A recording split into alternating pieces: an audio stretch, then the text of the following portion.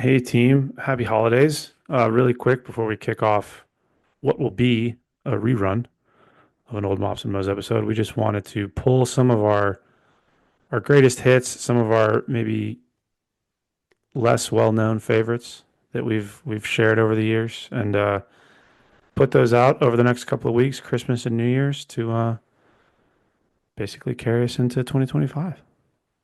Yeah, Drew and I got some holiday plans we got to get to. Things are getting busy. We will be back with you in just a couple weeks with some new content. Drew said we're going with greatest hits. I would suggest that these are maybe not quite the greatest hits. These are more like episodes we think some of you may have missed that were really good, really well received by the people who listen to them. Some all-star guests that we think deserve a little extra love. Wide range of topics here. We'll hit you with some cognitive stuff, some nutrition stuff, as well as some classic X's and O's of programming stuff. Yeah, we think you guys will like these ones. Boom. See you next year. If you're planning PT for your crew and you've got intervals, stress to them that like your first one and your last one should be within 1 to 2 seconds of each other. And that holds true for 400s. It holds true for mile repeats. You can even make that part of your work capacity. If you're doing 5 rounds, you want to see the time on that. And then if you repeat it again, you want to see a similar time. Like sustainability, I think, is ultimately what we're after with the tactical athlete, because rarely in a real world scenario do you want to completely gas yourself and fall flat on the floor. You want to be sustainable, and you can train that effectively if you play with your variables the right way. Am I doing the thing or are you doing the thing? Do you want to do it and then ask me if I've got a testimonial to share? Well, what I'm gonna say is, who do we have on tonight? And you're gonna say, no one, just us. Just teasing, just kidding. Okay. Welcome back, Leg Tuck Nation, to another episode of MOPs MOEs. I did it. I fucking just said I wasn't gonna do it, and I did it. Another episode of MOPs MOEs. Wait, fuck, I just lost my train of thought. Welcome to MOPs. Okay. Greetings, Leg Tuck Nation. Welcome back. Alex, who are we talking to today? Each other, I think. I don't see any No guest around. one. We are wearing matching shirts, though, for everyone who can't. Well, no one can see this, but Pretty we have cute. matching blue shirts on. It's good night. We want to start by saying we appreciate you guys, and we Thanks. particularly appreciate you guys when you appreciate us. And a bunch of you have left reviews for the podcast, and we love all those. And we get some very nice DMs on the Instagram page and comments and things. And we want to start highlighting you guys a little bit and all the nice things you say. So we're going to share a quick testimonial we got today that had me pretty excited. We'll keep these anonymous unless the people want to have their names shared, and this particular individual did not. But he said, just want to say I appreciate all the info you share. Definitely been implementing what you guys talk about and suggest. I just hit max on deadlift and sprint drag carry for my ACFT and close to maxing the whole test. And we've heard that a whole bunch of times. We've also heard some pretty cool stories about units improving run times with the kind of polarized 80-20 zone 2 kind of stuff. All sorts of good stories coming from you guys. So just want to start highlighting that and sharing the success stories you guys have out there. And that particular review or comment was especially fitting because tonight, well, in the episode today, what we wanted to do is dive into some of the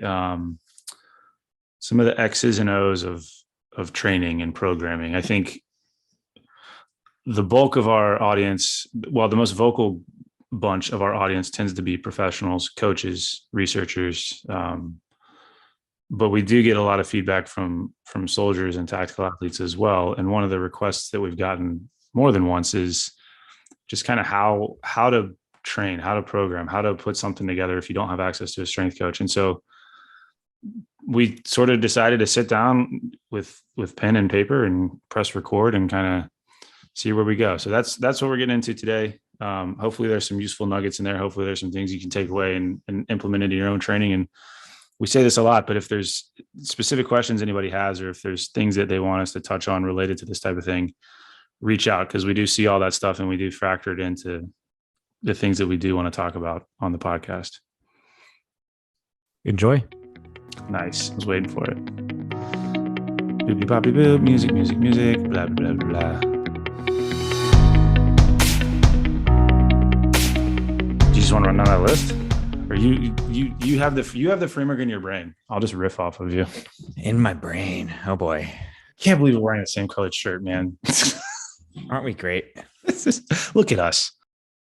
So if we're going to have a conversation about how to train and like how to program, I think a useful place to start might be, people ask on the page all the time, like, why don't you just post programs, or like, tell me what to do? Just tell me what to do. Or the slightly different version of that, people will find a program and ask me if it's good. And I hesitate on all of those for kind of the same reason, which is it depends, which is the classic coach answer to any question about programming. But it's the right answer, because they don't like to do a halfway respectable job of putting together some decent programming. You got to know the individual or the group's current level of conditioning, what they're trained for, what their strengths and weaknesses are, all that kind of stuff. You have to know what they have available. You have to know like frequency of training that they're planning on, and then frequency of training that they're accustomed to already. So whether they're ready to jump into whatever they're planning on, volume they're accustomed to, volume they're planning on, all that kind of stuff factors into doing a decent job of it. It's supposed to be individualized. And that's why I don't produce generic programming at this point. But it all starts in one place. And I've talked about this before. If you like have seen my stuff where I explain what the heck MOPs and MOEs is, or read like that article I wrote a while back, the key thing that people seem to miss the most is they just don't know what their goal is. Like if you walk into any given unit doing morning PT and ask them what the goal of their physical training program is, they'll probably look at you like you're crazy.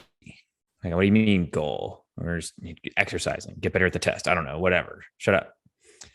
And so step one is trying to figure out a good goal. And depending on where you are, there are some places where I can see it, but most places, most tactical professionals, I would rather see a goal that is tied to the actual physical demands of the job rather than something around the PT test they're going to have to take.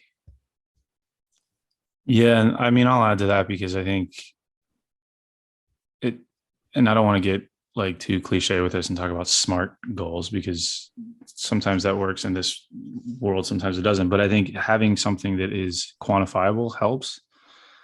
I've gotten a lot of folks that will come to me and say, hey, I want to get strong, or I want to get fast. And that's fine. I mean, that can provide a starting point if somebody knows what they're doing. But if you're just kind of sitting there on your own, putting something together, or putting something together for a platoon or a small group or whatever, I think quantifying it helps. And as I say that, I'm also thinking as well, like if I'm planning for a group, having a goal that's measurable that you can like literally put on a wall so people can see it can help, one, create buy-in, but then two, inevitably along the way, when it comes to training, people are going to ask questions and ask, why are we doing this? Why are we doing that? And if you can point to something, measurable, I think that's a lot more useful than, like you said, just like, oh, we're going to get better at the, PT test, or we're going to do this. Like in the grand scheme of things, that can still be the direction, but I think the direction is different from the goal, if that makes sense. I literally just made that up as I said it, but it sounds pretty good. And even the process of trying to come up with a goal can be a good one, right? It makes you like look critically at what your mission set consists of, and what pieces of that you're pretty physically prepared for, and what pieces of it you're not as physically prepared for and might need to shore up, and all that stuff. Because you said it, and I'm lightly triggered, I'll provide a nerdy anecdote. Do you know where SMART goals came from? Smart people, like the concept of SMART goals. Corporate America. Exactly. It is not an evidence-based method for goal setting that like is designed to improve behaviors or compliance or things like that. It comes from management, because it's easy to like force people to do it and then measure them on it. So there's lots of debate on that one. I'll refer you over to a fantastic episode of Stronger by Science several months ago, where they did like a deep dive on the science of goal setting. SMART goals are not actually necessarily the best way, but don't. The Army loves them, so maybe keep doing them if your boss wants it, but who knows? I mean, it's better than dumb goals. It's true. Although maybe we could find an I'm not even evidence-based. going to unpack what that acronym might. No, we were just before we hit the record button, we were joking about how many bad acronyms we have, but now I really want to come up with a dumb goals acronym and like make it a thing. Oh yeah. So if we assume then that somebody has their goal laid out, you touched on this a little bit, but if I put on my strength coach hat here, my next step is to kind of go to the opposite end of the time spectrum. To if the goal is the future, I think the next step is taking a look at the past and looking at somebody's training history. So again, we're still kind of in the planning phase. We haven't quite put pen to paper in terms of building out sessions and things like that, but oftentimes, and this gets to your point about templates and folks just getting something online or throwing something together. If you don't take your training history into account, on the one hand, you open yourself up to injury, but on the other hand, you open yourself up to potentially missing performance gains. And when I say training history, what I mean is like, what does your run volume look like for the past couple of weeks? What are your kind of key lifts? You don't need like 1 rep maxes necessarily, but what are you kind of lifting right now? What are your preferred movements? What are movements that you don't like? As I've done this for longer and longer, I've started to ask a lot of kind of psychological questions too when I talk to potential athletes about this. Like, what movements get you excited? What movements demotivate you? Like, some people don't like doing heavy leg work. It gets them super demotivated and they don't want to go to the gym, and that's fine. Like, you just factor all of that into your decision-making process. But if you don't ask the question in the first place and you don't take anything related to anybody's training history into account, again, like, you're just going to throw something down on paper and then wonder why it's not working 3 or 4 weeks down the road. So start in the future, but then work your way backwards and figure out, what did the last 2, 3, 4 weeks look like? What, over the past couple of years, what has worked, what has not worked, and then factor that into what the starting point is going to be. And I think a built-in assumption to what Drew just said and what I was saying before that is, there's 2 built-in assumptions here. The first one is when you're talking about designing programs for tactical professionals, you're usually talking about designing group training protocols, which brings its own whole layer of challenges, but to a certain degree also simplifies things because you're probably just going to ignore certain variables that are too hard to control. But the other piece of it is because it's a group, because it's probably a small unit, it's a really cool chance to like bring the unit together to like come to a consensus on some of this stuff.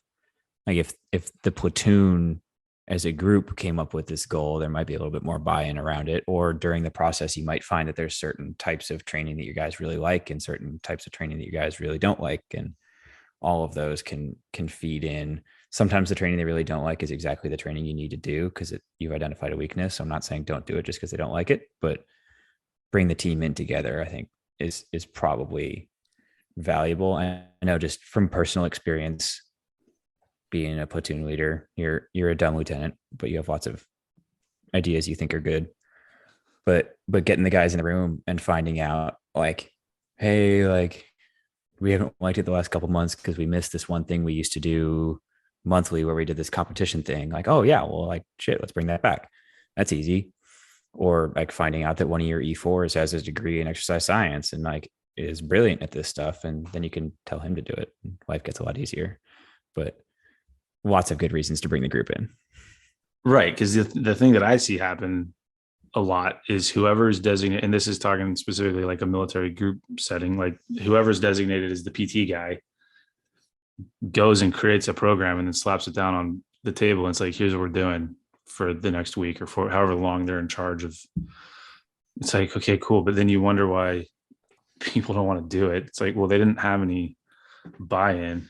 And I think, again, we talked about this, and I want to try to plug as many of the episodes as we can that have talked about things, because I think some of the folks we have on have way more experience with this stuff than we do. This idea of buy-in is important because I think there's an assumption that in the military, because PT is mandated and because it's part of the culture, like people are going to do it, no questions asked. And that's just not the case. Like if you don't create that buy-in and excitement using some of the strategies you just mentioned and making it a group effort, again, you run the risk of, one, people just not doing it, two, people half-assing it, and then potentially three, getting hurt. And that's kind of the last thing that you want to deal with. You talked about the PT guy and like coming up with a weekly plan. That does remind me of one. We'll pretty quickly here get to like the things you should do. But one of the like nightmare things that a ton of units do that you should not do is the classic, like constantly rotating who's figuring out the plan and having it be people that are not coordinating with each other. So like one NCO on Monday, another guy on Tuesday, another guy on Wednesday, another guy on Thursday, who have not talked to each other at all and who like all have totally different ideas. And like even worse, like texting them the night before being like, hey man, like you've got PT tomorrow morning, show up with a plan. Like if we can do better than that, it'll help a lot of people, right? Like I don't need this like brilliantly periodized macro cycle of how you're going to peak for the deployment in 2.5 years. Like that, probably not likely. But like even just getting past these like obviously bad things of having people with like totally different ideas of what the goal is, programming stuff each day with no coordination is probably not smart. Well, I mean, like, I don't want to sound like a total nerd, but like working out versus training, right? Like you can, and you've used the sauna example before, but like, and I've seen this happen live. A unit has thrown down a deck of cards and that becomes a workout. And like, that's fine. Like I have done deck of cards workouts. They're fun, but they're called deck of cards workouts, not deck of cards training, because you're literally just making something up. And if you want to like sweat, and that's cool, great. And I think even in a structured plan, there's room for like planned chaos. But to your point, like that's very different than saying, hey, you're in charge of Monday, you're in charge of Tuesday, you're in charge of Wednesday. And then you end up with this just complete randomness that doesn't really make anybody better. But let's get to some frameworks. Let's get to some X's and O's. So we'll start with an easy one. I think this one is like, or at least versions of this one are pretty high, like well accepted, depending on who you talk to. But for picking, this is going to be specific to the strength part of the strength and conditioning equation. But I think breaking down the idea of movement patterns, because we've shopped this around and I've mentioned it on the page before, but I think a goal I have is to create like a 1-page checklist for how to plan PT. And with the attempts I've made so far, I think it'll have to be like a 1-page checklist. And then on the back of it, a page of like instructions on how to use the checklist to make it something good. But I think I can get it down to that. And that is something that could be like laminated and folded up and stuck in a cargo pocket or something. Cause that's kind of the dream, right? Because the Army doesn't do anything without checklists. Or cargo pockets. If you're going to call for a medevac, you have a checklist. If you're going to call for fire, you have a checklist. If you're going to like leave the patrol base, you do a GOTWA. Like there's like bullet point lists of what you're supposed to do for. Can you go to the bathroom without a checklist? Depends on the unit. But a piece of that checklist, one of the ones that I think is pretty easy and pretty useful, is the concept of movement patterns. And it's an imperfect approach because movement is not as like easily categorized as this, but I think it's still very useful to kind of look at your training and see which of these you're hitting and which you're not. And my concept for the checklist is that it will be something you have to like try and check all the blocks at least once a week. And that's kind of how I'd approach this too, is I would try and make sure you're touching each of these movements at least once over the course of the week. You might emphasize certain ones because they're more relevant to your goal, or it's a weakness you're trying to fix, whatever it is. But I would try and touch all of them. And there is room for disagreement on what counts as a foundational movement pattern.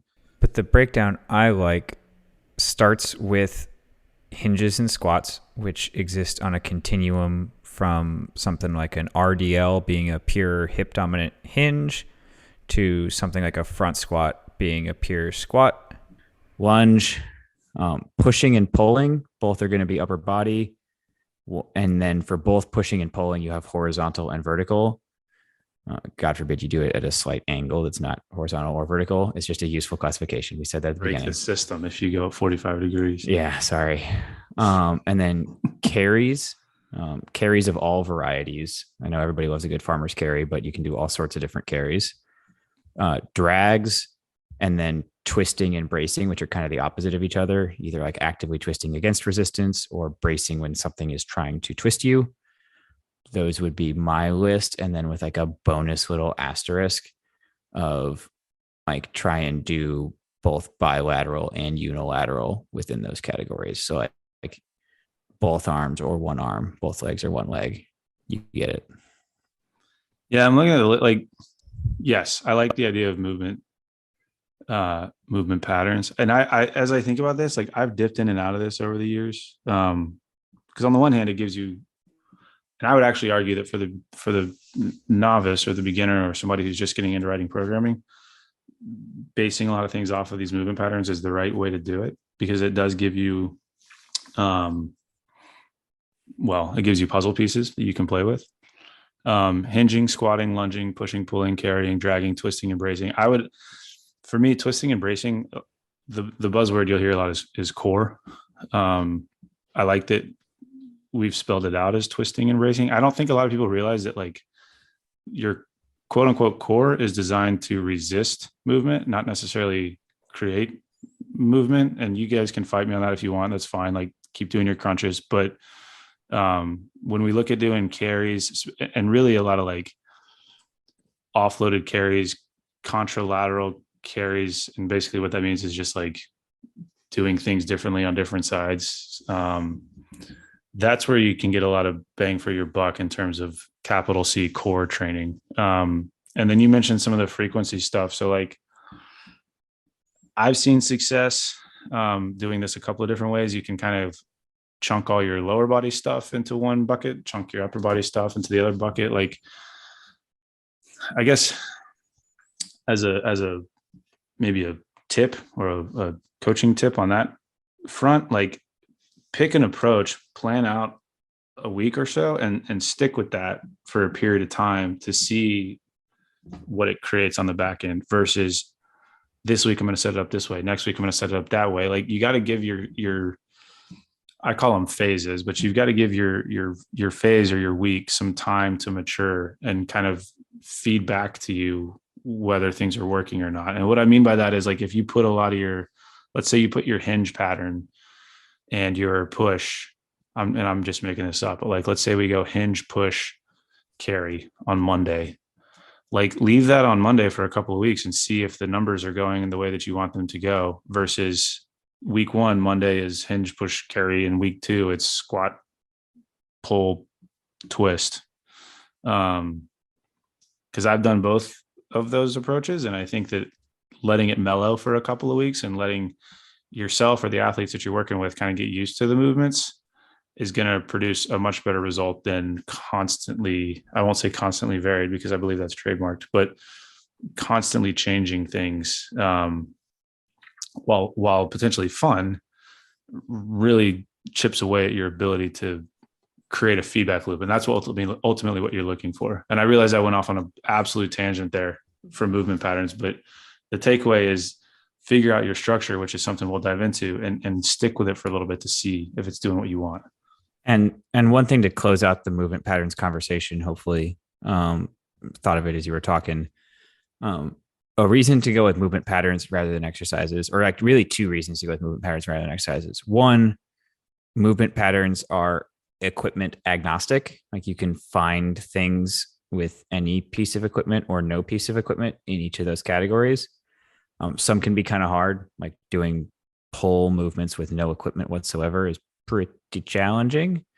And making a hinge challenging, like making it hard enough to be useful with no equipment, is also going to be pretty hard. You can get real creative. I've seen some crazy stuff. But in general, this framework allows you, like you could, everybody gets mad at me for saying this, but you could put together a workout using just a couple sandbags or something. Or you could apply the exact same framework if you're in a gym with all the equipment you've ever wanted. So that's handy. And it allows you to have variety while still attacking the same components of your fitness, right? So you might do different types of squats, but you're still doing squats. You might do different types of pushes, but you're still doing pushes. And yeah, it just kind of like gives you a little bit more flexibility to make training not necessarily so boring. You hear all the time that like training should be boring. That's how you make it effective. I have moved away from that a little bit personally, because the best training is the training people actually do and get excited about and care about. And so some element of like variety and change there, I think, is pretty important. But yeah, hopefully that's helpful. You hit on a pretty important thing there, and I'm going to repeat it, and it's probably going to make people mad. The exercise that you choose does not matter. Like, you're not a power lifter, and I'm speaking to specifically to tactical athletes. You're not a power lifter. You're not an Olympic lifter. I mean, the ACFT does provide, well, we say ACFT because Army, but any branch PT test does provide you with quote unquote sport specific movements. And so it makes sense at some point in your training to like insert those to get better at them.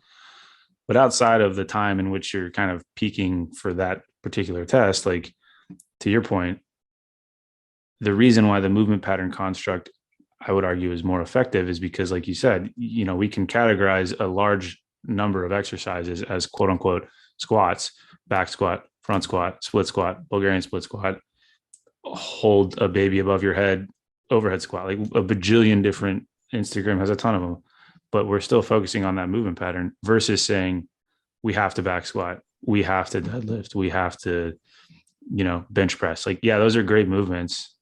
You can load them a lot with barbell, like it's fine. But I guess why I'm saying that is because I intake a lot of athletes that think or have been told that there's like these like super movements that you have to have, and that's fine, but you also don't have to have them if you don't want them.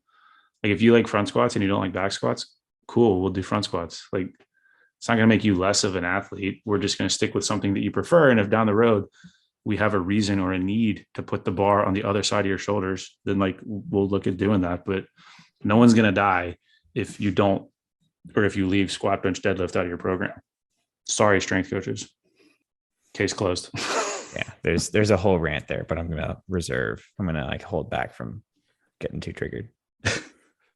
So that's the movement framework. The other note that we have here is bilateral versus unilateral, which, just from a definition standpoint, bilateral is when we'll think of it from like a squat perspective. You have both feet on the ground, or, you know, if we're pressing something, we have both hands pressing it. And unilateral would be, you know, one arm variations, single leg variations, etc. I think for the most part, we'll call it, like, in popular culture, popular fitness culture, you'll see a lot of folks kind of start the session with bigger bilateral movements. Typically that requires more, you know, more muscle groups. It requires heavier loading. It requires you to be less fatigued, et cetera, et cetera, et cetera. And all of that is true, you could argue. And then towards the end of the session, you get more towards your unilateral stuff, which tends to be a little bit more skill-based. There's some proprioception required, some balance. And I think that's a fine way to do it. You'll see a lot of unilateral type stuff in warm-ups quite frequently, which is good. I don't think any of that's bad. And I think it does give you a nice framework. So if we're thinking about this from like a session design standpoint, specific to the resistance training piece, you know, and we're looking at, you know, pick a random movement pattern, squats, like, you know, your bigger bilateral squat pattern for the day, whatever it's going to be. And then as you get into your accessory work, start to inject some single leg stuff, some unilateral stuff. That's kind of how I would go with the bilateral unilateral piece. Yeah. I guess I haven't thought about that as much. If I rewound a couple years to when I'm like teaching a structured course, we used to talk about like exercise order after exercise selection. And that's where you get into like, first thing you want to do is speed and power. Then you want to do strength. Then you want to do like muscular endurance stuff earlier in the workout, compound structural, later in the workout, like accessory / fewer joints, whatever, all that kind of ordering stuff. And that's all good. That's useful. Like the idea of that is you put the things last that will be like least damaged by being pre-fatigued before them, kind of stuff, so that you can like maximize the intensity you train at throughout the session, yada, yada, yada. Just from like personal experimenting with myself, I haven't found that to be as crucial as I used to. I still do put like explosive speed and power stuff at the beginning of the workout, like warm up, then do that, then do whatever else is going on. But beyond that, I kind of order it where like whatever the primary focus of the session is going to happen first, regardless of what that is. Like if my goal is primary, like if I'm really interested in like the aerobic conditioning that I'm going to do during this session, and whatever strength stuff is not as high a priority, then I might do the aerobic stuff first, even though that's contrary to what like a textbook would tell you to put in order. Yeah, well, the textbook's wrong. No, I'm not kidding, but I'm kidding. No, I think I like that you said that, because you're right. If you look at the traditional approach, it would be to say that you do like speed, power, whatever, and then assuming you get more and more fatigued as you go, you get into your less damaging, less like fatigue inducing movements. And like you said, that's a fine construct and it works, but I'm with you in that I would argue that the session order, and you can kind of go off the rails here into a rabbit hole about concurrent stuff, aerobic versus strength, which you touched on, and how do you order that stuff? My answer would be the same to both of those, which is to say that like prioritize the thing that you want to get better at, because you will undoubtedly be more fresh, more motivated at the beginning of the session than you will be at the end. So if that means that strength is the thing that you're after, then like you can do your strength stuff first and then do like speed work or plyometrics later. That's totally fine. The reason I say that is because, especially when I think about this from a group setting, if you go into this thinking things have to be done in a certain order, or else some like mythical physiological beast is going to descend and steal everyone's gains, you can get a little bit hamstrung, no pun intended, when it comes to managing the session. Because if you got like 20 dudes and 3 barbells, and in your mind, you have to do the lift thing first, you're going to end up with a lot of people standing around. Whereas you could have some folks cycling through different pieces of the session in different areas of the gym. And I promise you, it's going to be fine. I'll ask you a question. You might know more on this than I do. I'm Please. kind of agnostic on it. What's your opinion on finishers? Like burnout set kind of stuff, or Metcon stuff at the end, like whatever your version of a finisher is. What do you think about that concept? So I actually like it. And there's a reason for that. Well, there's a couple reasons for that. When I first started working in tactical strength and conditioning, and my background, just for context, is I came from sort of CrossFit, SEAL Fit, Jim Jones. I did all of that before I got into the traditional kind of collegiate. Granted, my collegiate experience was overseas, but whatever. So I came into strength and conditioning having done a lot of these finishers, Metcons, whatever. So I say that because when I started working with tactical athletes, I realized that a lot of those guys came from a similar background. When they thought of training, they thought of it in terms of Metcons and things like that. And so instead of doing, and this is like a really stupid example, but I would do, instead of saying, hey, we're going to do 3 sets of back squats, I'd say we're going to do 3 rounds, and like little things like that. Buy-in went through the roof, because now all of a sudden it looked like the thing that they were used to. And so to bring this back to finishers, thinking about it from like, hey, it's good to have some core stuff. It's good to have some calisthenics. It's good to have just some like skill kind of work capacity type stuff, whatever that means. Like the finisher area is a good place to throw that. One thing that I will add, and kind of shout out to Marcus Philly for introducing me to this concept, because he does this a lot with his finishers, is you can be very creative with it, with your movement selection, depending on whether or not you want to ratchet up the intensity or ratchet down the intensity. So like if I'm training somebody for selection or for something that's going to involve a lot of chaos and a lot of intensity, then the finisher, I can make that piece of work longer, and I can also make it more intense by throwing in a lot of cyclical stuff, throwing in a lot of fast repetition, a lot of fast movement. So it might look like, 20 minutes of work, you're doing 15 calories on the assault bike, you're doing kettlebell swings, you're doing sled pushes, you're doing like high turnover movements. That's like one category of finisher. The other category is where I want to ratchet things down. And that's more of like a skill-based thing. And to do that, and this is where I'll give the nod to Marcus Philly, like introducing a lot of isometric type stuff, a lot of carries. That's a really easy way to sneak rest in without just straight up saying rest. So that same 20-minute piece of work might have the assault bike, but instead of going from the assault bike right to the burpees or the sled push, we go to a plank, or we go to like a static hold with kettlebells. Like, it still feels like work, but you're bringing the intensity down and actually slowing the athlete down to change the outcome, if that makes sense. So that might have been a long answer to the finisher question. I guess the short version is, yeah, I like them. And it's a great way to be creative if you know what you're doing. You snuck in a trigger word there that's going to piss off a lot of coaches. Marcus Philly? No, you said burpees. Burpees? Do people get pissed off about burpees? People get real mad. Why? I'm still unclear on it. I think it's just a popular thing to hate. I don't know. So fun fact, the burpee was created as somebody's PhD product. And I think his last name was Burpee. I could be super wrong. That sounds right. I feel like I vaguely remember that. Fact check me on that. But I think it was a movement. Something about it was designed to be like an all-encompassing full body something or other. People hate, I hate burpees. They're not fun, but if I recall, and this is shout out to a previous episodes, because you said we're going to try and highlight as many previous episodes as possible. When Colonel Gist was on, I believe some of his stuff is on brief bouts of like burpee intervals as a way to like sustain fitness levels without access to much stuff over long periods. And burpees are great. I'll go back and try and find the paper or something and find out whether it worked pretty well. I know it wasn't perfect, but it seemed to do a pretty good job if you don't have access to a lot of stuff. I mean, this is forever ago, but I remember the CrossFit Open one year, it was 7 minutes of burpees. That was the whole thing. I've done the, like, how many burpees you can do in 5 minutes or how many burpees you can do in 10 minutes. It's pretty savage. If you're trying to build mental toughness, I'm sure it does that. This episode brought to you by burpees. Oh boy. Let's triggers people. But we've talked a lot.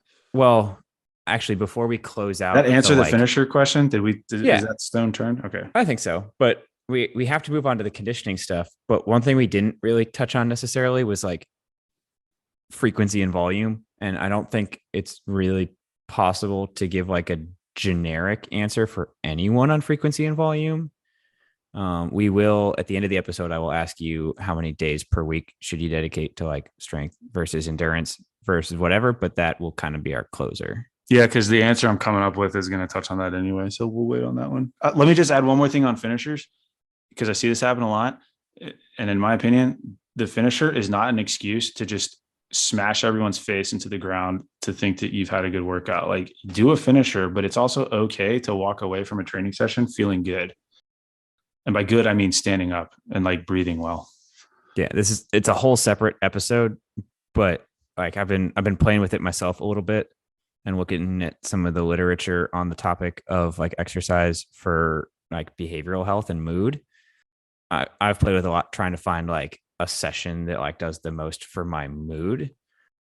Ironically, given that it's like doctrinal in the Army, 30-60s and 61-20s have been great for me in terms of like mood boosting effect. I might be crazy. I don't know, but they've done well for that. Not like Drew said, I don't do it to like absolutely ruin myself. I do it at like a pace where I can repeat the effort every time. And I end up walking away like, yeah, sweaty and tired and stuff, but like also like feeling much better mentally than I did before I went into the session. I don't know. Maybe I'm crazy. No, I'm with, and like, I want to try to touch on that without diving down a completely different rabbit hole around like work capacity, but talking about finishers and specifically, like you mentioned, talking about intervals, like you can set it, and maybe we touch on this with conditioning. I don't know. I'm kind of thinking out loud here. Yeah, that's where we're going. Yeah, let's go on conditioning first, and I'll see if there's an opportunity to bring up the conversation around sustainability. Okay. Ready to go. I'm going to like risk opening Pandora's box here because we got to like define some terms before we do this whole conditioning thing. And back in the day, it's been a long time since this has happened. When I talk about how I think broadly, if we look at strength and conditioning, one of the issues is that there is a lack of focus on conditioning for many of these folks. And I think a lot of that stems from a phenomenon where obviously most of this comes from sport. And if you're dealing with like field sport athletes, it's a fairly safe assumption that a lot of their quote unquote conditioning / endurance volume is going to come from practices they're doing anyway, away from the coach. And I think we see some of this because they're routinely referred to as just strength coaches instead of strength and conditioning coaches. Many strength coaches come from backgrounds that are kind of like powerlifting or Olympic lifting centric, which is like not something where your conditioning is going to be tested as much. That's ignoring the whole conversation about how improving your aerobic capacity improves your tolerance for volume and training. We're going to forget about that for a second. That's just to say that, and like there are some historical anecdotes to back this up, right? When like looking at the military or the army specifically, when Ranger Regiment introduced coaches, guys got bigger and guys got stronger, and that's super cool. But there was like a moment there where their aerobic performance started to have serious problems. And I've seen this in a lot of places where you introduce coaches, and like everybody loves to get jacked and strong and stuff, and it's sexy and it's cool and it looks good on Instagram, and I got it. But like, if I'm being honest, I think for most tactical professionals, the conditioning is going to be more important than the strength. And we have talked about this before. There is such a thing as strong enough for your job. It's hard to imagine like a ceiling on conditioning where it wouldn't be helpful to have more. And then I'll put a tiny asterisk on this before I let Drew respond. But it is true that conditioning and endurance are not necessarily synonyms. Like you can condition with things other than steady state stuff or like intervals on some sort of endurance modality, whatever. Like, yes, that is true. But that doesn't mean you can ignore the steady state aerobic kind of stuff. Like it is still totally important. Like, yeah, you could do conditioning that's like weight based or something. That is absolutely true. But I think most of what we're going to talk about here falls into the buckets of like aerobic, like sustainable, long duration stuff, endurance, and then what is typically called anaerobic or like short duration bouts above sustainable intensity. We've nerded out on previous episodes about why anaerobic might not be the most appropriate term, but it's the term everybody uses, and that's fine. So that's mostly what we're going to talk about here with conditioning. Yes. I want to organize my thoughts so that we don't open up Pandora's box. First of all, yes, I vehemently agree with the fact that most strength and conditioning coaches have no idea how to program for conditioning, which, is probably its own episode or series of episodes. The conditioning piece is in, and I don't remember if when we had Scott Johnson on talking about zone 2 stuff, I don't remember if we mentioned the sandcastle analogy or not. Oh yeah, it made it in there. Okay, perfect. And if you didn't listen to that episode, one, you should, but if you did not, you would not have heard the sandcastle analogy, which is one of my favorites in terms of how we think about endurance.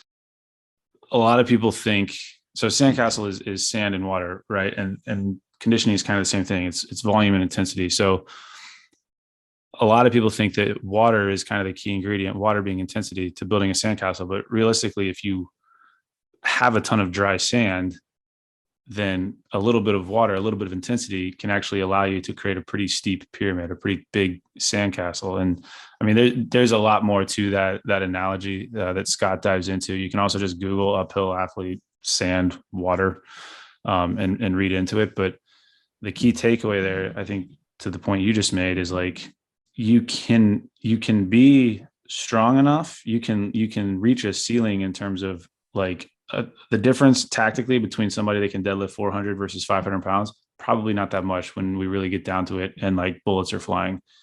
The difference between somebody that can sustainably move for 10 miles without feeling like ass versus somebody that gets smoked after a 1 mile run is incredibly important when bullets start flying. And so you can always push the needle on the endurance, on the conditioning side of things.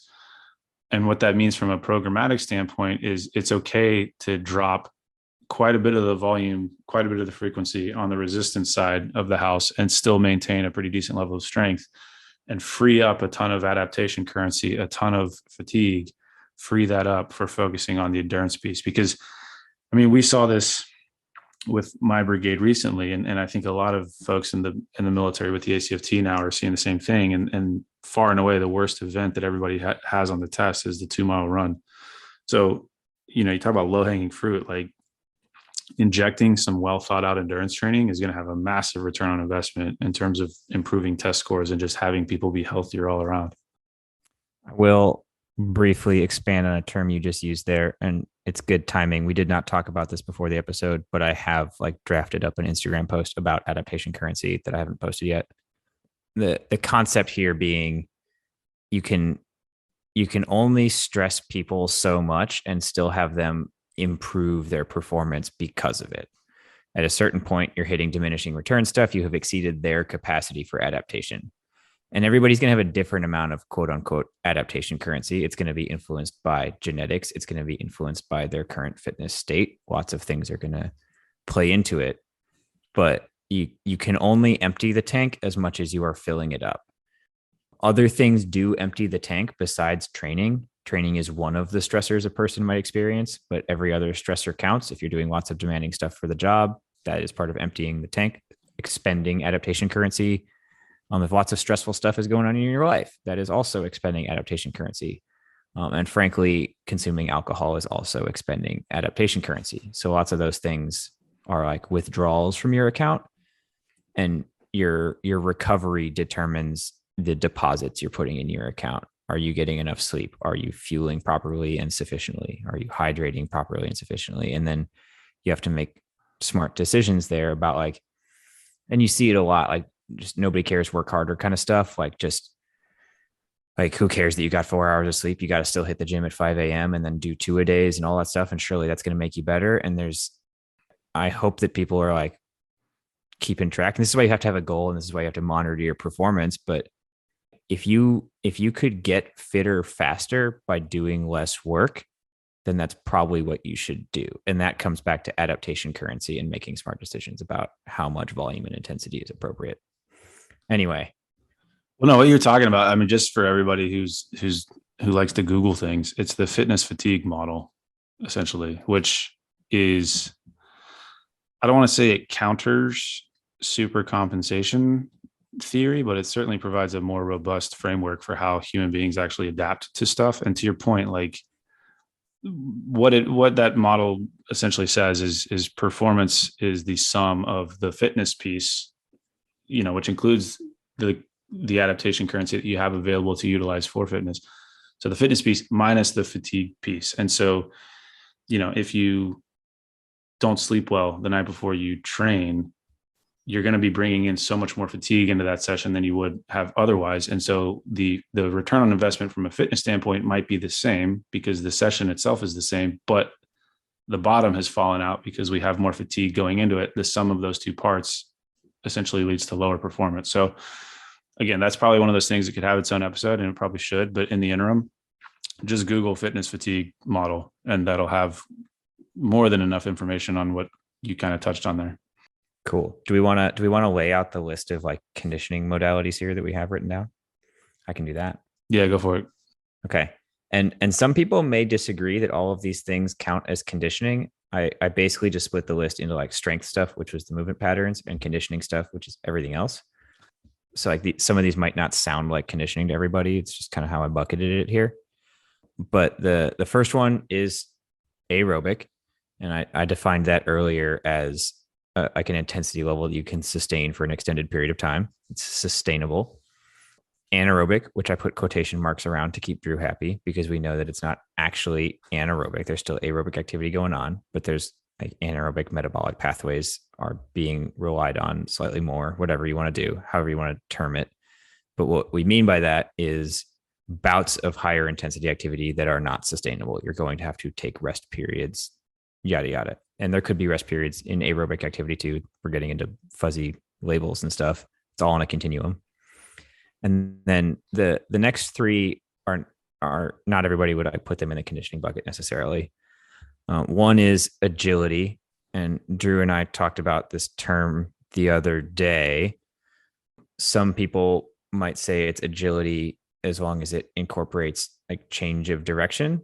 If we're going by like strict words mean things kind of definitions and stuff, agility really involves reaction time, like an external stimulus of some kind. So you would want to incorporate that component of it as well. Well, that means that your agility ladder is not an agility ladder. It's just a ladder. That is what it means. Just to throw that out there and make some people upset. Like agility by definition is a reaction to something. So if a strong safety is about to tackle you and you move out of the way, that's agility. If you do some dance on top of a ladder, that's not agility. That's you're dancing on a ladder. Sorry. Now we're hurting feelings. Next topic. The next one, I use the term explosiveness as like a bucket that contains both speed and power. And so that's anything like linear and very like maximal acceleration kind of stuff. And then the last one I put on here, and I think this is one we forget about a lot, particularly in a military population that is totally trainable, is balance.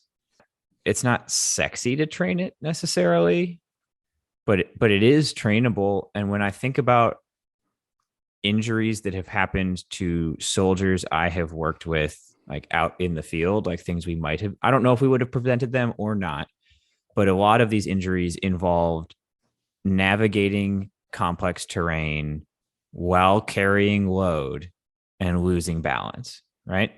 And in most of the cases I can remember, it also happened at night. So you have that extra factor of not being able to see really well. And I'm not basing this on science. I don't have evidence to go with it, but I feel like if we put a little bit of time into balance training, it would probably pay dividends in like a quote unquote injury prevention kind of thing. Not to open a separate Pandora's box, but the like just observational study here. Back when I was teaching the Master Fitness Trainer course, I remember the first time they had me lead the strength training circuit where you get to like pick some exercises and put them in a circuit.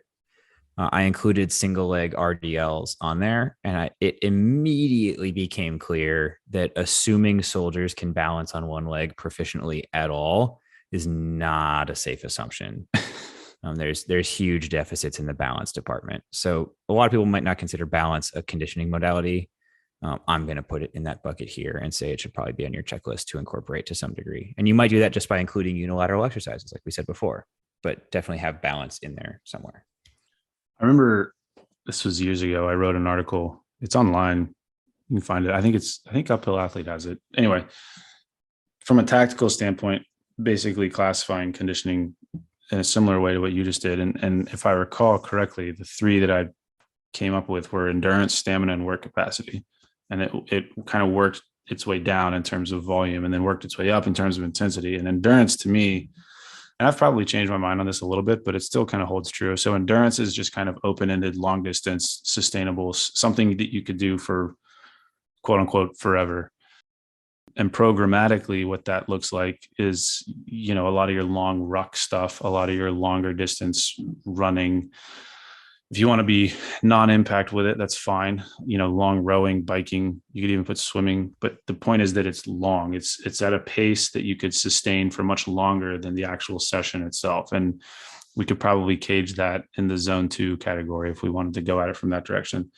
The stamina one is a little bit more wonky because I didn't make up the word stamina, but in this context, I kind of made up the framework for it. So stamina to me is a little bit more closed-ended. It's your longer interval type work, stuff where there's a set time and we're looking to sort of maximize the effort for the time that we're given. So it's a little bit different from the endurance piece in that it's not open-ended, it's more direct, but we're talking about AMRAP kind of stuff here now. If you're going to put a CrossFit, sort of. Although I would almost throw that into this third one, which is work capacity, which to be honest, like for my entire career, work capacity has been sort of the elephant in the room, in the sense that I would argue that work capacity is one of the more vital components to a tactical athlete's program, but it's the least researched, in the sense that you do see a lot of stuff out there around reps and sets and resistance training coming from sort of the powerlifting space. And then you see a lot of stuff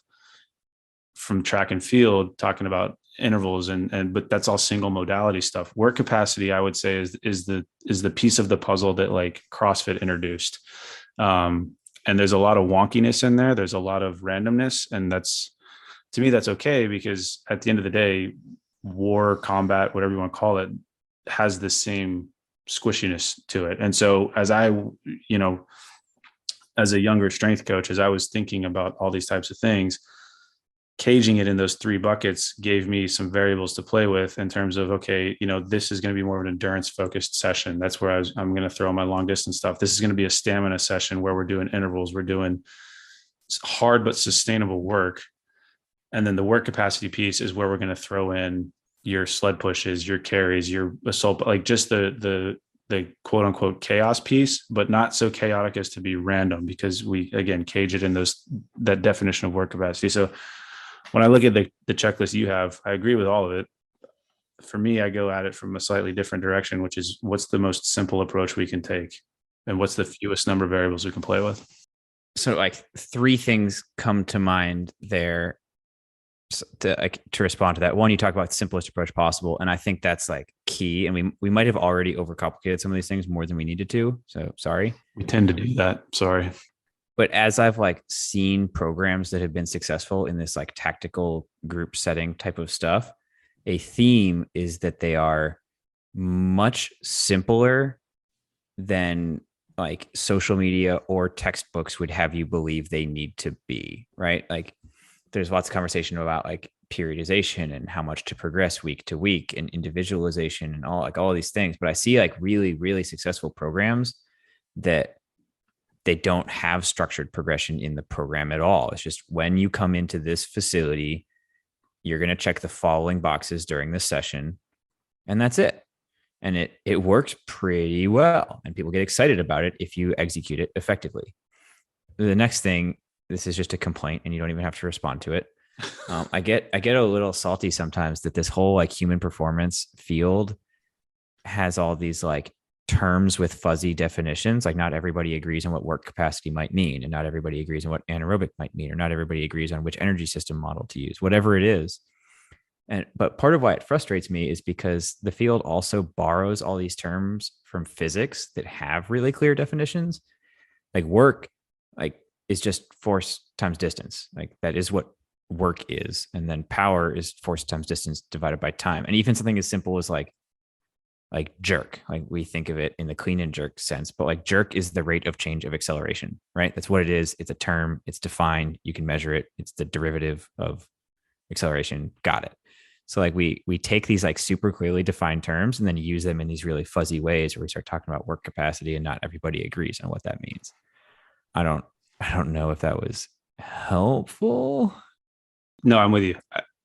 Work capacity to me is Metcons. I mean, that's just the easiest way to say it, I think. But what does Metcon mean? Yeah, right. Okay, fair. So if I'm talking to an athlete and I say Metcon, the term, when you think about it for a second, like metabolic conditioning your attack, like what does that mean? Let's just call it lowercase c CrossFit, and let's take out the muscle ups and the things that are sport specific to lowercase c CrossFit, and just call it like, because that's I know what you're saying, and I get it. Like it overcomplicates things, but I think if we're all in agreement that like it's okay to explore combining some endurance stuff and some strength stuff into the same time domain, and like, oh my God, heaven forbid you go from a barbell to an assault bike, like that's not, no one's going to die.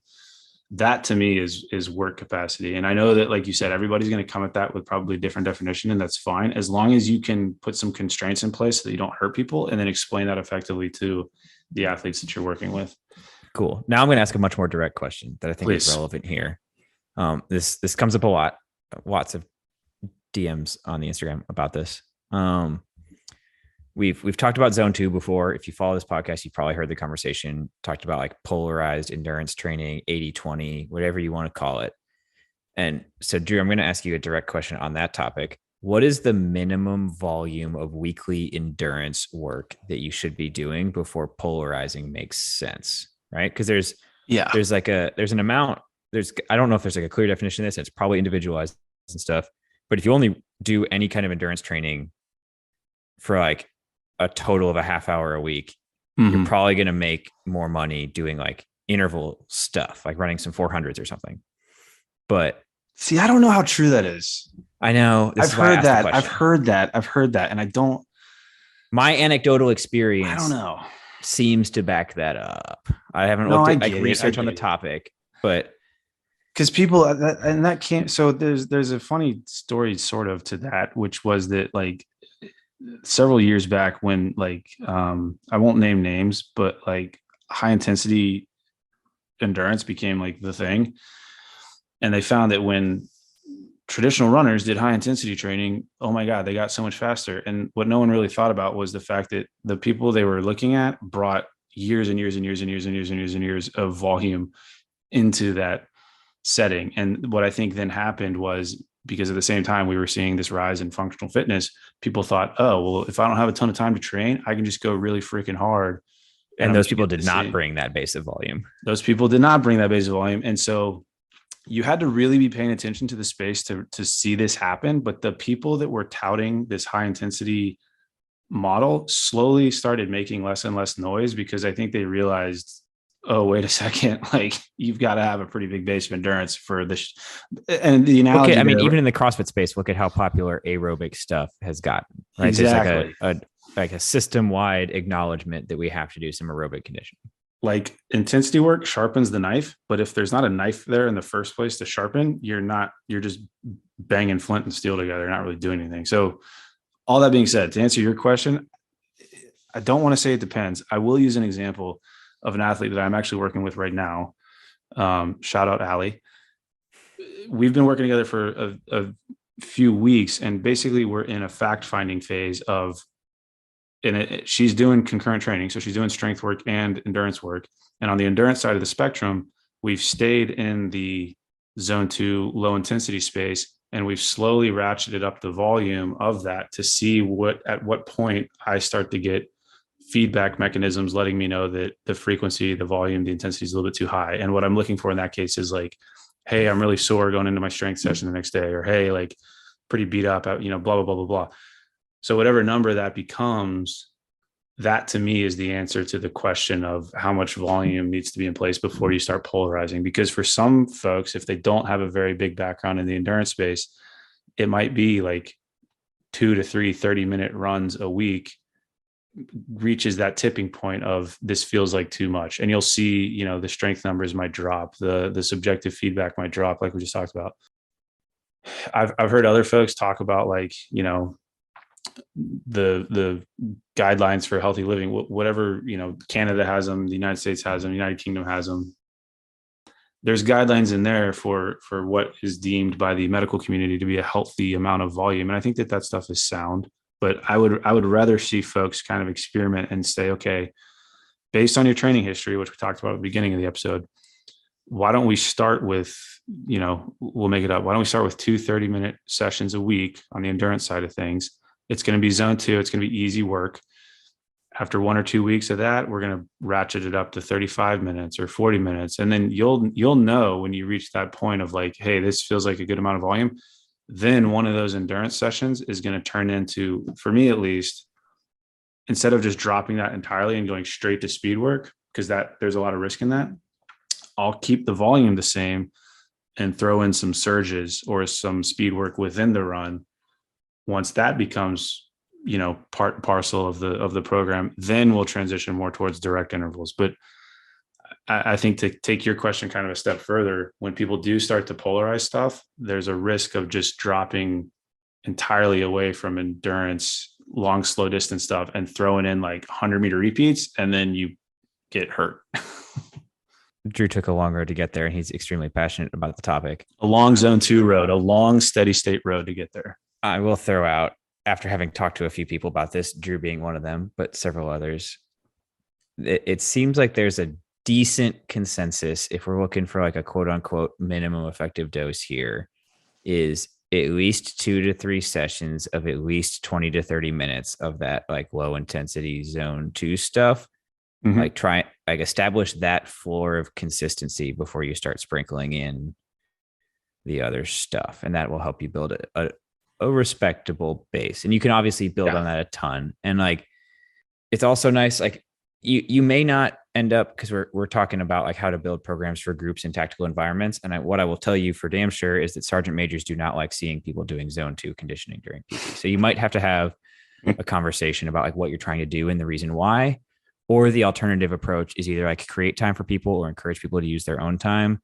I'm a big fan. This is going to sound cheesy, but I'm a big fan of the zone 2 in a TV show kind of thing. Oh, hell Like yeah. hop on a bike, throw something Yeah. on, hop on a treadmill, do some like walking / really slow jogging kind of stuff, whatever it is. But like you can, it ends up being like a pretty nice experience all around, and you can build up a solid amount of volume over the course of the week, or like take phone calls while you do it, whatever it is. Yeah. And I think just to maybe put a bow on this piece of it, like, and because I think it's important, once you hit that minimum effective dose and what you laid out, I think is perfectly fine. Don't then just go immediately to speed work. Like start to titrate into speed work by injecting some of it into that zone 2 stuff, into that easy run stuff. So if it is 3 30-minute runs a week, that's cool. But as you move towards, I think what a pretty standard endurance model is, which is kind of a speed day, a tempo day, and an endurance day, which we can get into that later. But as you move towards that, be sure that you're doing it deliberately and not just, week 6 we're finishing up with the 3 easy sessions, and then week 7 we're hitting intervals, because you're gonna mess some people up if you go that direct. Okay. I'll try and move through the next few things kind of quickly, because I think we're starting to get longer on this episode than I expected to get. Oops. By talking about the like aerobic sustainable stuff, we kind of implicitly define the like quote unquote anaerobic higher intensity stuff. There's obviously that range there. Drew mentioned that like one end of that range is like straight up speed work, which I would probably put in the explosiveness bucket I mentioned before.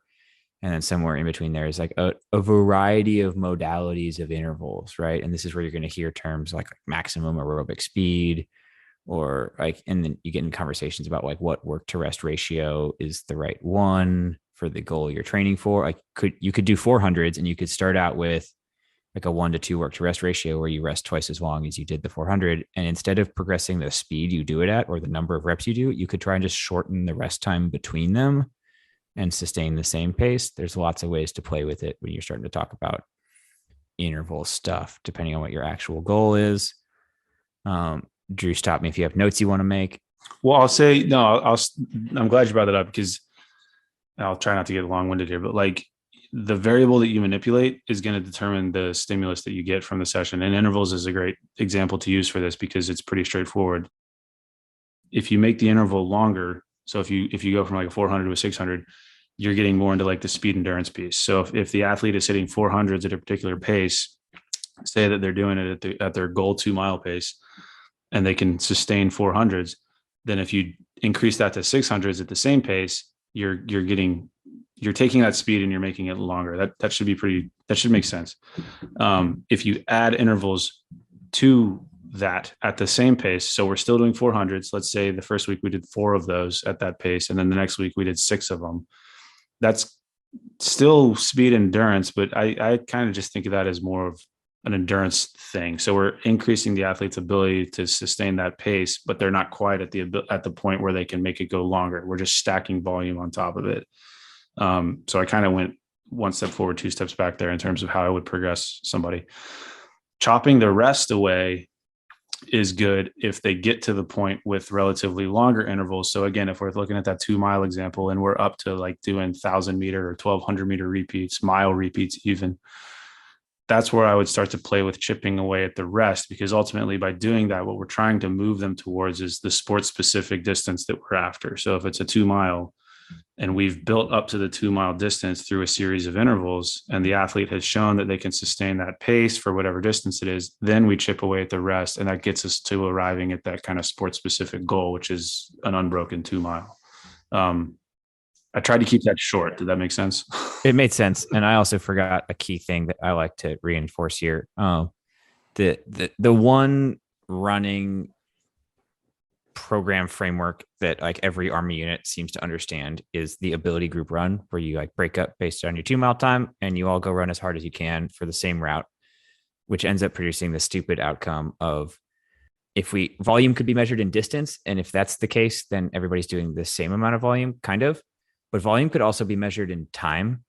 And the result of that would be that your best runners who have the tolerance for the most volume are actually doing the least volume in training, and your slowest runners who have the least tolerance for volume are doing the most volume in terms of foot time during training.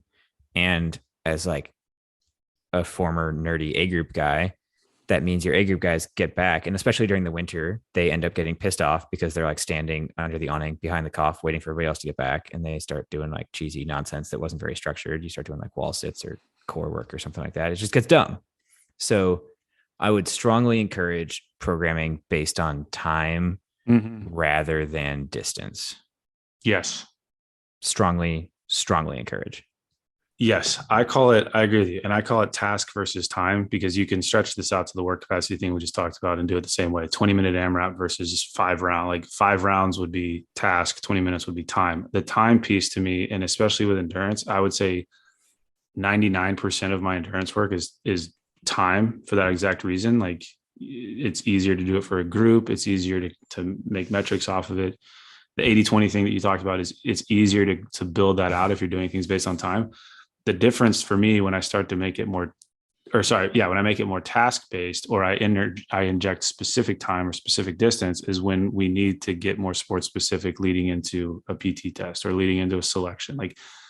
But that's only a small fraction of your bigger training plan. So you can get away with doing a lot of time-based stuff, like, hey, 60-minute zone 2 or whatever for a long time. And then when you get to where you need to get specific with it, that's when you can inject more deliberate distance-based stuff. It also dramatically simplifies the task of trying to monitor volume week to week to make sure you're being consistent and progressing slowly. Like if you're doing it in miles, and you have to be like, well, A group ran this many miles and B group ran this many miles. Like if you're just doing time, everybody the same amount of time, we're going to add 10% to that time next week. Cool. Simple. Yes. And I'll add one more thing on the interval conversation, because I think this is key. And we talked about it earlier and we said we'd bring it up, which is the sustainability piece. If you have 2 athletes running, let's say they're running 6 400s, the first athlete finishes all 6 of those 400s within 1 to 2 seconds of each other. The second athlete finishes those 6 400s, and each one gets progressively slower because they're just going all out every single time. That's 2 very different training sessions. And I would argue that the one who's able to show sustainability is in a better position. And as a coach, from a programming standpoint, what that allows you to do is make fewer changes week to week. So let's say we keep those 6 400s. The first exposure, the athlete's kind of all over the place with their paces. The second exposure, it tightens up a little bit. The third exposure tightens up a little bit. Maybe by the 4th time they see it, they're able to sustain that pace for all 6 400s. That's when I would make the change. But if you're just training folks to go as hard as possible, you're kind of missing the boat in terms of building up a long-term robust athlete. And so, if you're planning PT for your crew and you've got intervals, stress to them that like your first one and your last one should be within 1 to 2 seconds of each other. And that holds true for 400s. It holds true for mile repeats. You can even make that part of your work capacity. If you're doing 2, 5-minute or 5 rounds, you want to see the time on that. And then if you repeat it again, you want to see a similar time. Like sustainability, I think, is ultimately what we're after with the tactical athlete, because rarely in a real world scenario do you want to completely gas yourself and fall flat on the floor. You want to be sustainable, and you can train that effectively if you play with your variables the right way. Absolutely. And it's something I don't think is necessarily taught to I think the opposite is taught. I think the opposite. You see it every time there's a PT test. Somebody comes out the gate sprinting for 90 seconds and then has a miserable time. Anyway, wrapping up a couple other of these, because we said we were trying to close this thing out.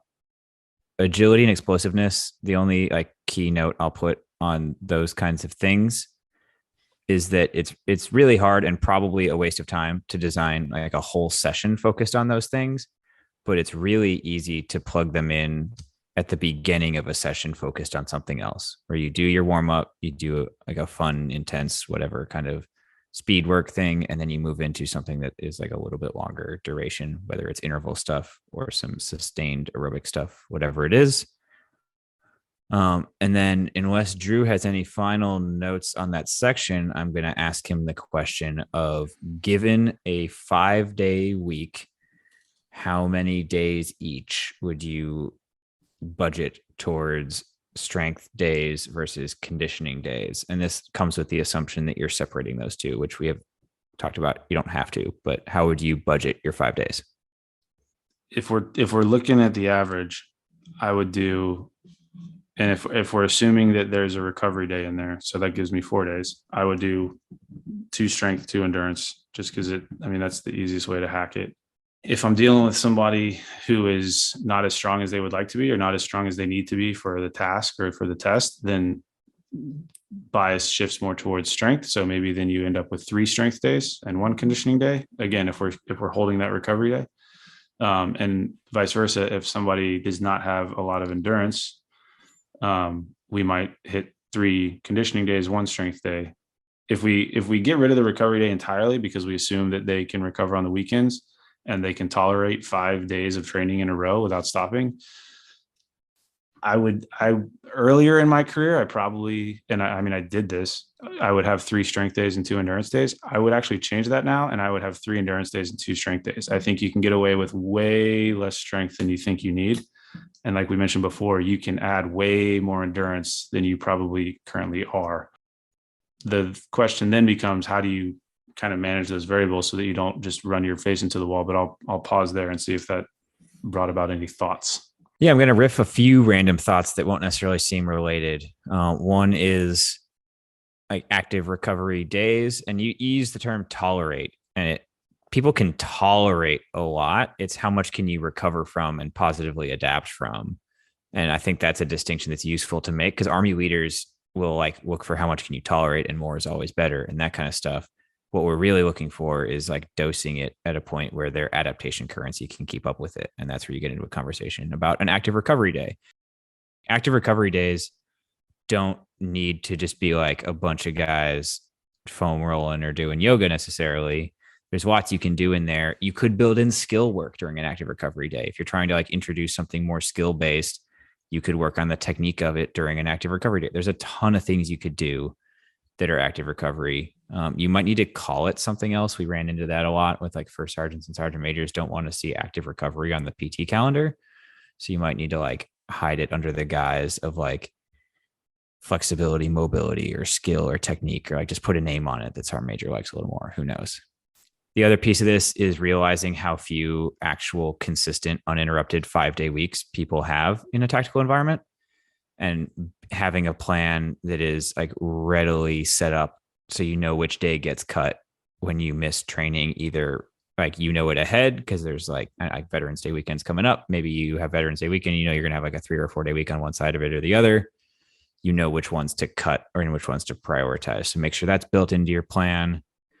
I will shout out a very popular post, and I'll share it whenever this podcast episode gets published. But Coach Brad Godbold did a guest post a while back where he showed an example of a rotation. And it's a way, like part of the reason is to like maximize if you have limited equipment. It would be stupid to have everybody run on the same day and the limited equipment you do have not getting used.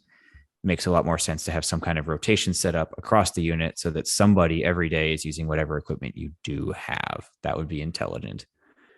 What else comes from that conversation? I'll add one thing to this, and it doesn't necessarily run counter to what you just said in terms of rotating around depending on equipment. But to me, what I would argue is kind of the ideal way to lay this week out as we talk about strength and endurance.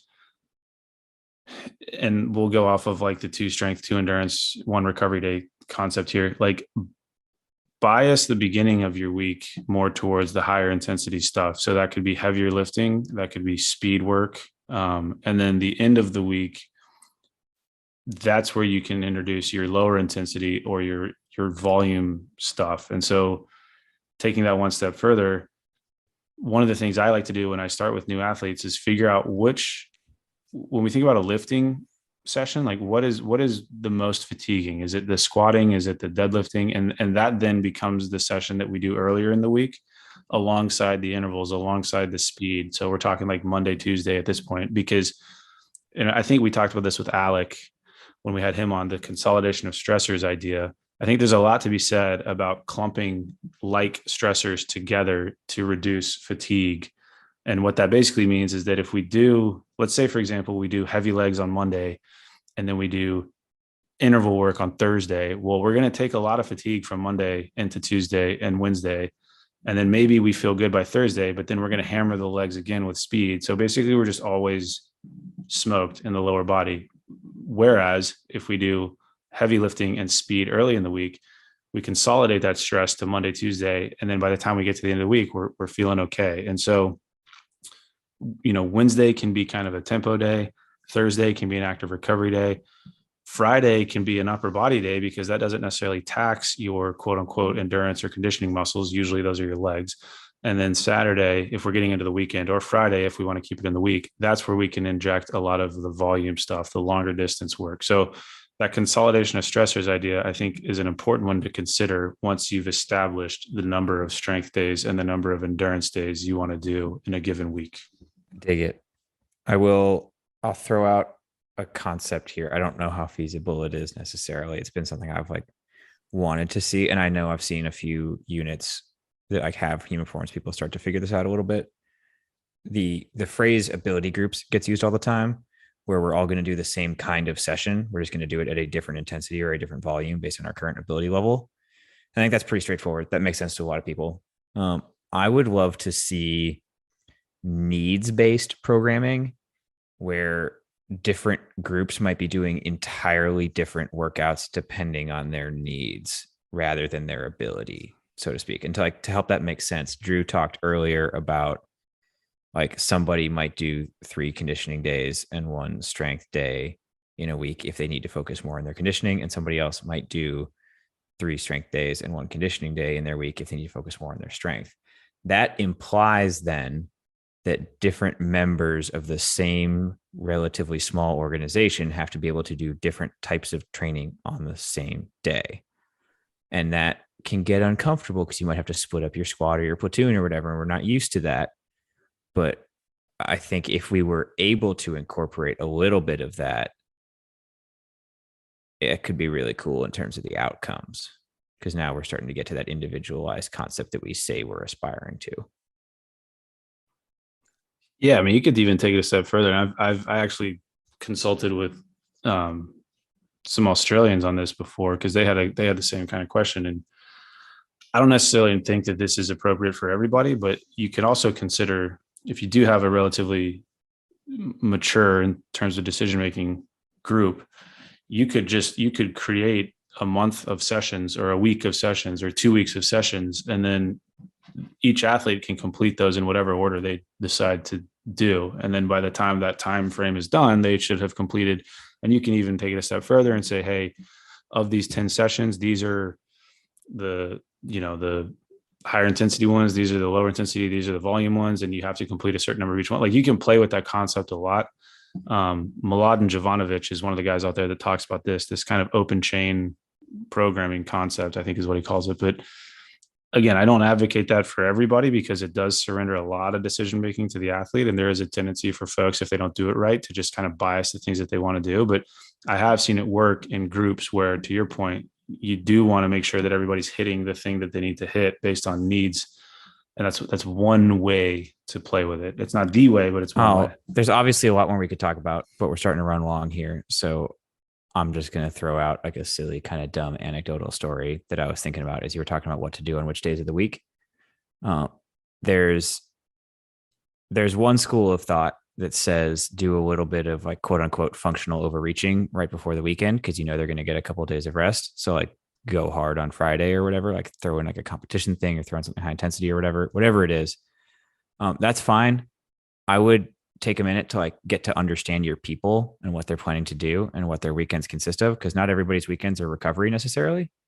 And I know for me, there was a lot of that happening, but in the winters in Colorado as a lieutenant, the one thing I knew for damn sure was that Saturday at 8 a.m. I would be on a chairlift on Peak 7 of Breckenridge. That was all but guaranteed. And that meant that if somebody decided to program some kind of intense workout on Friday, I was going to sandbag the hell out of it. Unavoidable. Even if I was the one who programmed the workout, I was going to sandbag it because I wanted to be fresh on Saturday. So keep that in mind. A lot of people operate under the assumption that soldiers are exceptionally lazy and will not do anything remotely physical on the weekend. And that's not always a true statement. And hopefully we're cultivating a culture where it is not the case.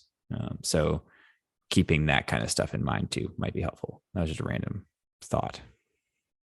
No, I think it's a point that I wanted to bring up, which is the goal of training is not to survive it. It's to, and this sounds cheesy, but it's to thrive off of it. So you should walk away feeling good from more sessions than you do feeling bad. That's not to say that you should never go hard. Like there's a time and a place to crush yourself.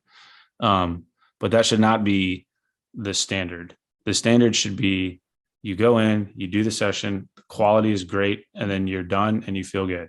And you can repeat that over and over and over again. And when the time comes to do, because everybody loves a good hero workout. It's great to do that kind of stuff. I think there's there's a lot to be said about camaraderie and team building. But if the standard at your organization is to throw a bunch of those into a hat and then pull one out every day, and that's your workout, you're just like, you might as well go outside and just like throw darts at each other, because it's about Back to the original goal of shouting out as many episodes as possible. That's a great opportunity to shout out Vince's money quote from his episode, that it's not about swinging the hammer as hard as you can every day. It's about being ready to swing the hammer hard when the appropriate time comes. Shout out Vince. You produce that through consistency, not destroying yourself with intensity. That's a good wrap up. Should we wrap up? All right. Night.